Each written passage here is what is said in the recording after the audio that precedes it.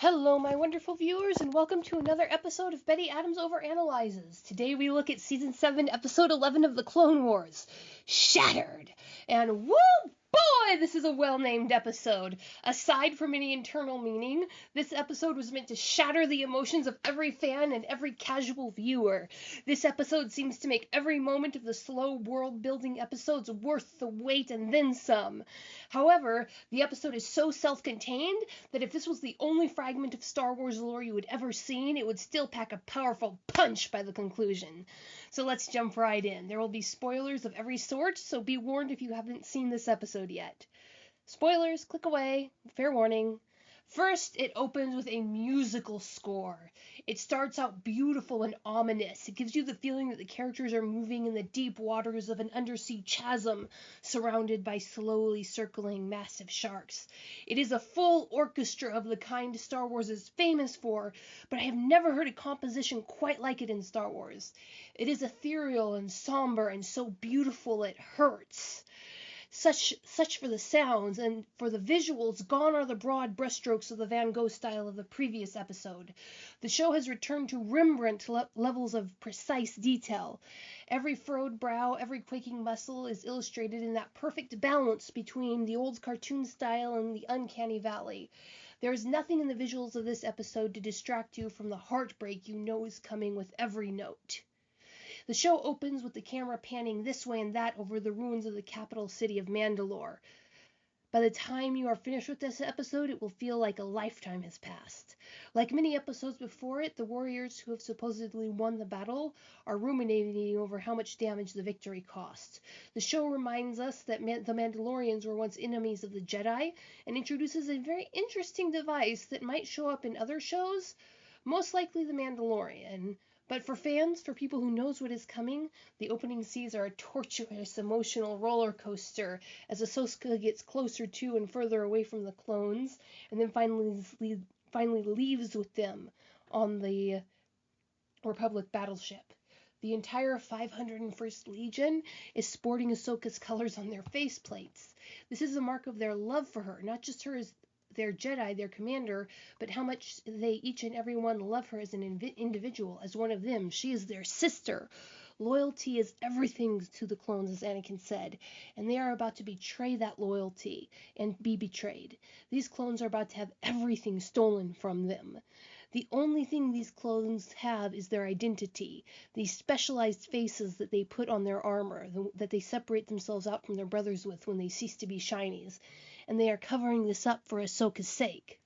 They are literally giving her the only thing they own as a sign of their love.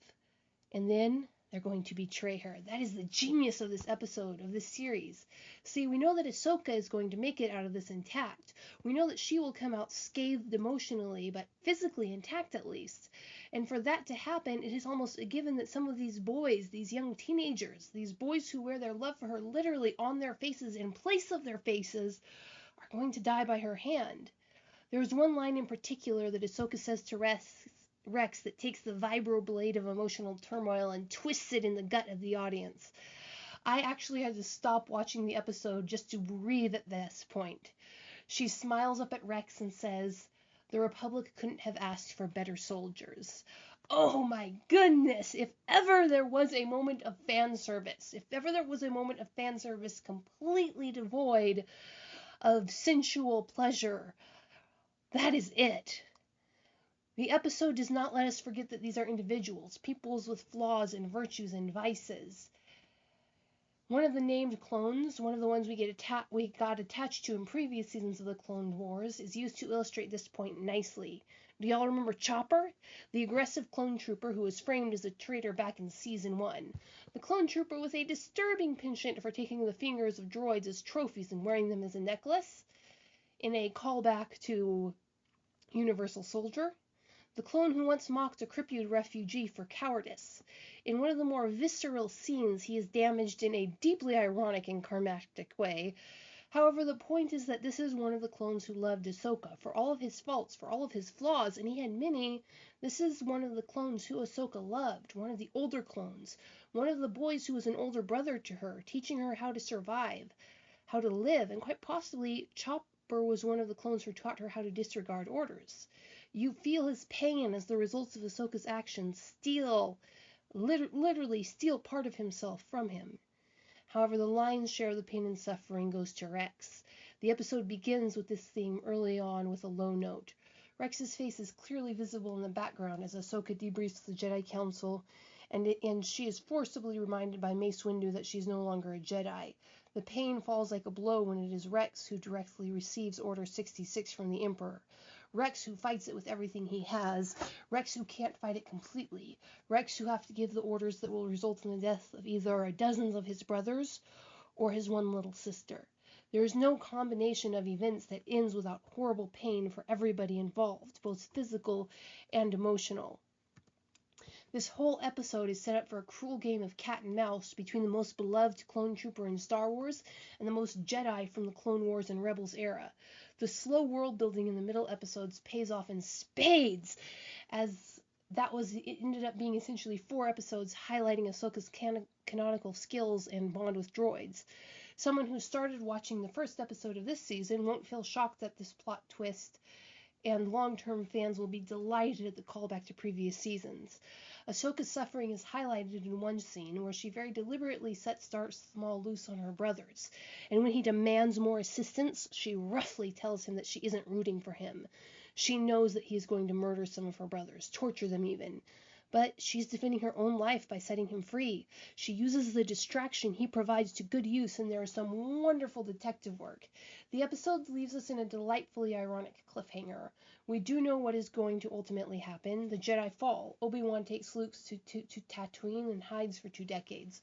Rex retires to the desert world with his brothers. Ahsoka becomes a fulcrum, and Anakin becomes Darth Vader. But on this one ship in this small pocket of hyperspace, we have no idea what will happen next. Ahsoka and Rex are surrounded by boys that they love who are trying to kill them. The escape pods have been destroyed.